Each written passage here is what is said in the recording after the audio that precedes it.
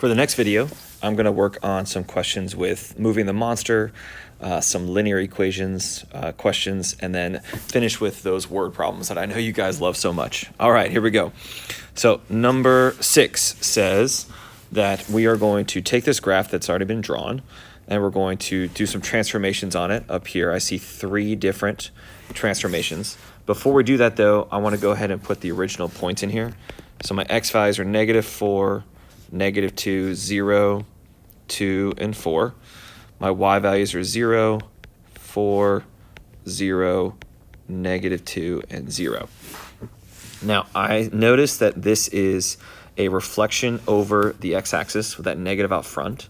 So it's going to make my y values become the opposite. I am going to add 3 to those y values. That's 3 units up. And then because of that +1 inside the parentheses, that's 1 unit to the left. So I'm going to subtract all of my x values by 1. So remember to think opposite when it's inside the parentheses.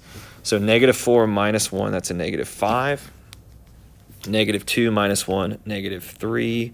That's -1, that's 1, and that's 3. The opposite of 0 is still 0. +3 gives me 3. That's going to be -4 plus 3 is -1. That one's still 3. The opposite of a -2 is 2. +3 is 5. And this one is also 3. So let's plot these new points. All right, so I have -5, 3, -3, -1, -1, 3, 1, 5, and then 3, 3. Okay, so let's see if I can do this here. So we're reflecting. So I'm going to make this a curve. And then this looks like it is now upside down, so it'll be an A instead of that V. All right, let's do the domain. The domain, my lowest x value is -5, including it, all the way up to +3. My lowest y value is -1. My highest y value is +5. All right, number 7. All right, we're asked to write in number 7 some equations in point-slope form. So make sure you remember point-slope form is y minus y subscript 1 equals m times x minus x subscript 1. You're not going to get any of these formulas, so be sure that this is one that you have memorized. Now, we know from, hopefully, Algebra 1/geometry, parallel lines have the same slope. So this slope of 3, I'm just going to go ahead and use to be y plus 4 equals 3 times x minus 1. Remember to think opposite when you take each of these values and put them into their respective x sub 1 and y sub 1, right? Because of the subtraction signs, they're going to end up being the opposite sign. All right, let's do the next one. So perpendicular slopes are going to be opposite reciprocals. So it's going to be y plus 1 equals -2/3 times x plus 1. Remember, we're just leaving them in point slope, so do not feel like you need to distribute and do any more algebra, right? That's it. Let's find this slope. So the slope formula is y sub 2 minus y sub 1 over x sub 2 minus x sub 1. So 9 minus 3 over 0 minus a -2. That's 6 over 2, which is +3. So I'm going to use y, I'll just use the first point, it doesn't matter, -3 equals 3 times x plus 2. Now there's another option. You could have used the other point to get y minus 9 equals 3 times x minus 0. Your call. All right, part D, same thing. Let's find the slope again. 1 minus 3 over 5 minus -1. 1 minus 3 is -2 over 5 plus 1 is 6.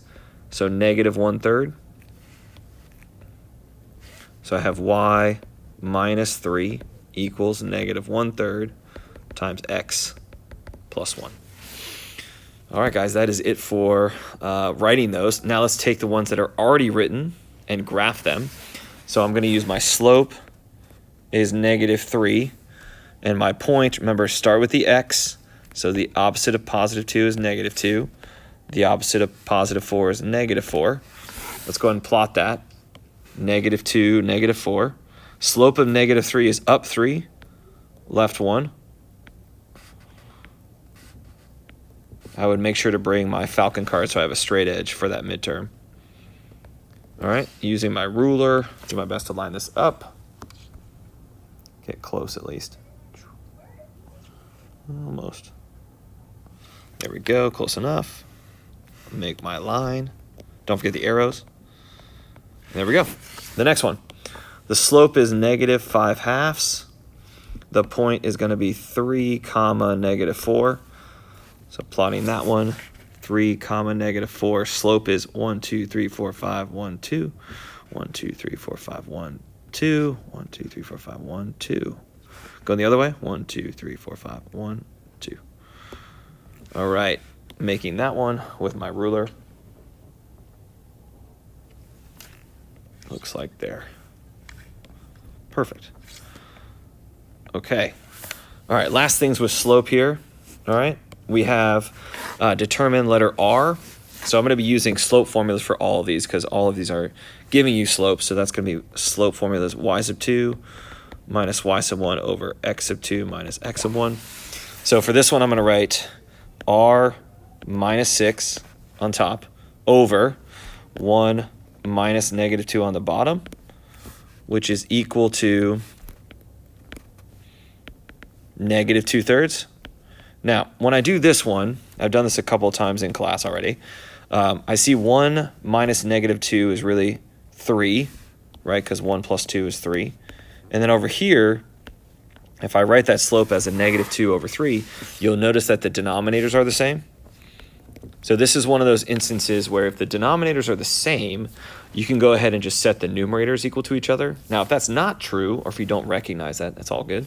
You can multiply diagonally, right? Get cross products and set those equal, right? This is technically called a proportion when you have a fraction equal to another fraction. So you do cross products, set them equal. But since the denominators are the same, I actually just need to figure out what value for R would make this true. So R minus 6 equals -2, so R equals 4. Okay, go to the next one. All right, we have letter B. My slope is 5 minus 0 over -2 minus R. And this is where we have undefined slope. So undefined slope just means there's a 0 in the denominator. All right, and you can make up any number you want. It really doesn't matter. The key thing is I need my denominator, right, -2 minus R, to become 0. So that's the only thing that I'm worried about finding. So if I move that R over with addition, I get R is -2. All right, next one. We have a slope of 0 here. So 7 minus R over 3 minus 1 equals 0 over a number. As long as that number is non-zero, then the slope would be 0. So again, kind of similar to B, just a little bit of a twist. I'm looking to see what's going to make my numerator become 0. So I really don't care about the denominator. So whatever's going to make that 0 would be R is 7, right? 7 minus 7 is 0. And last but not least, 4 minus -2 over R minus -1, and that's equal to 3/2. All right, this is a good one because it doesn't equal. Nice. All right, so we have 4 plus 2 is 6 over R plus 1 equals 3/2. So I will solve this one by doing my cross products. So 6 times 2 equals 3 times R plus 1. So 12 equals 3R plus 3. 3R equals 9. So R equals 3. All right, so that is it for finding those unknown letter R's. All right, on to the word problems. Yes. All right, here we go, word problems. So number 10. All right, number 10, I've seen a couple of kids try in class. The biggest thing I've noticed is, as teachers, we would say that these are probably, number 10 is probably on the easier side, but I think because there's no kind of twist here, it's kind of given a few students some trouble. So just try your best to take the words and put them into your table. All right, in this case, we're talking about time it took to do a trip. All right, we're talking about rates or speed. So we're doing distance here. So distance is rate times time. So I'm going to make a table, right? We're going to have, all right, so going, and then my return trip. And I'm going to have my rate times time is equal to the distance. Okay? Now, I want to figure out what my unknown is, and it says find the average speed of the trip there. So my value I'm going to use is going to be x represents the average speed of the trip there. All right, so that speed of the trip there, or going there, is going to be x. Okay, you could use r if you want, your call. All right, how long did it take to get there? The trip took 3 hours there. So I'm going to take, my time is 3. All right, then it says the trip back took 4 hours. And the average speed on the return trip, so the trip back, was 6 kilometers per hour. And so to find the distance, which again, going there and back should be equal, I multiply to get 3 times x and 6 times 4, which is 24. So as long as I set these two equal to each other, 3x and 24, that will find my unknown. So x is 8. So my sentence I'm writing is the average speed of the trip there was 8 kilometers per hour. Okay, number 11. We have a boat traveling downstream. All right, so downstream means it's going to be going faster with that current. And then we have a boat going against the current, so upstream, takes a little bit longer, right? So now we need to figure out what is the boat's speed in still water. So I'm going to say x represents the boat's speed in still water. Okay, making my same table, right? I'm going to have my downstream and my upstream.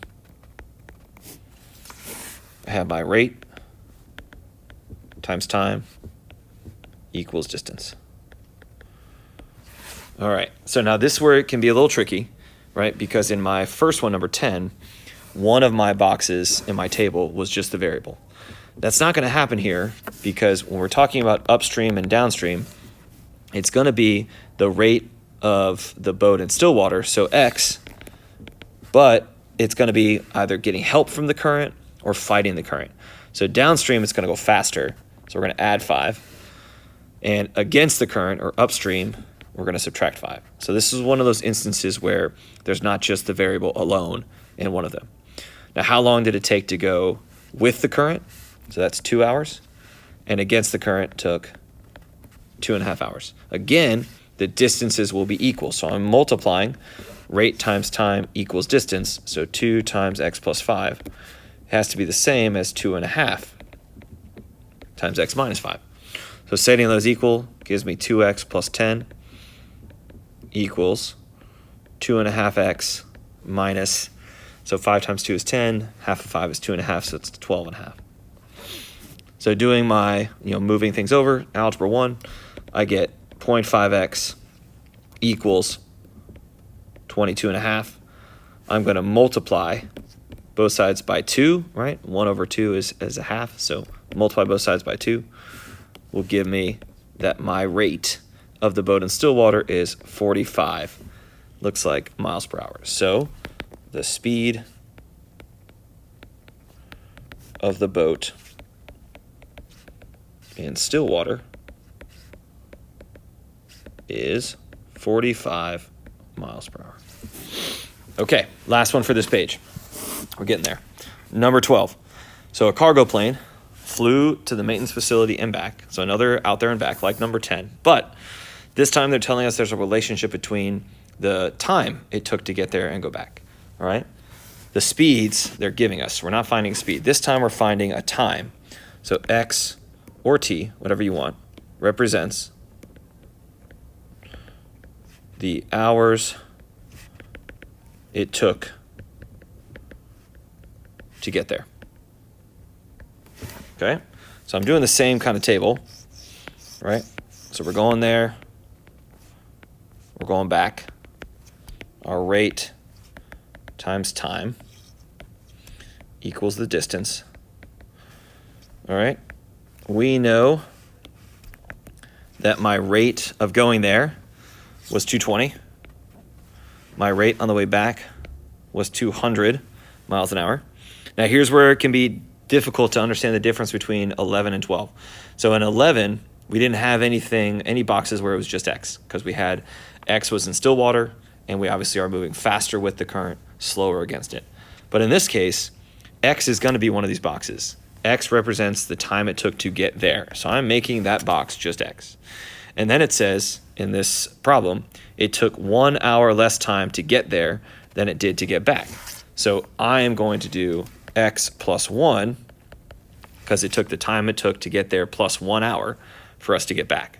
All right, and notice we are traveling slower. Okay, so I'm going to multiply.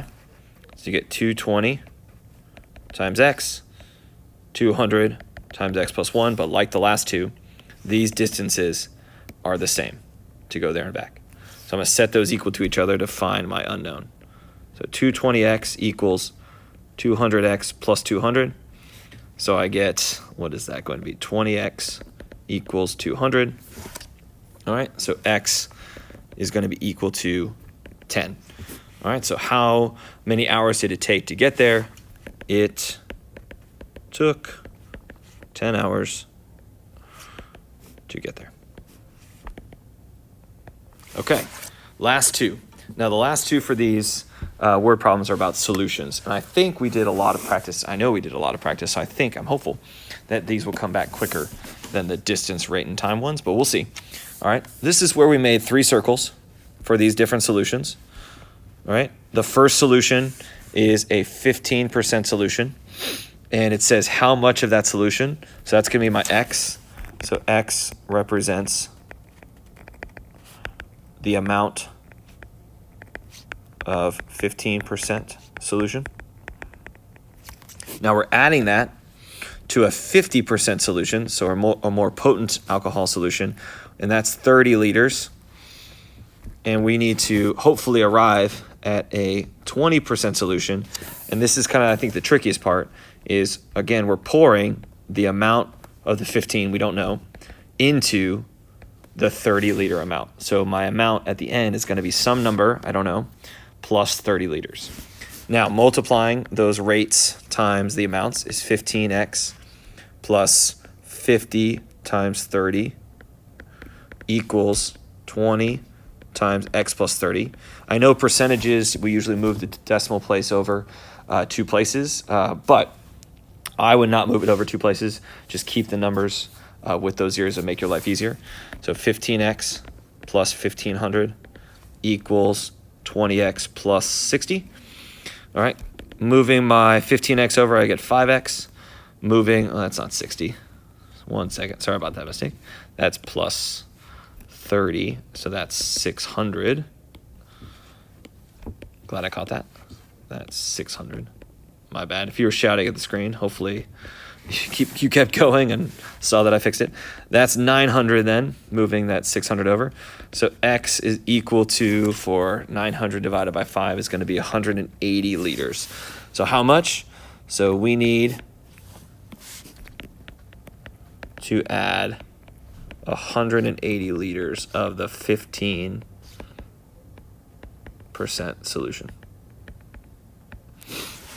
All right, now number 14 is very similar. I'm going to make the 3 circles again.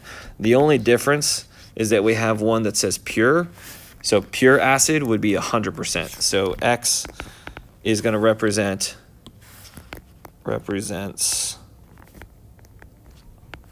the amount of pure acid. So that's going to be 100% times x plus added to 30% solution, and this one is 18 liters.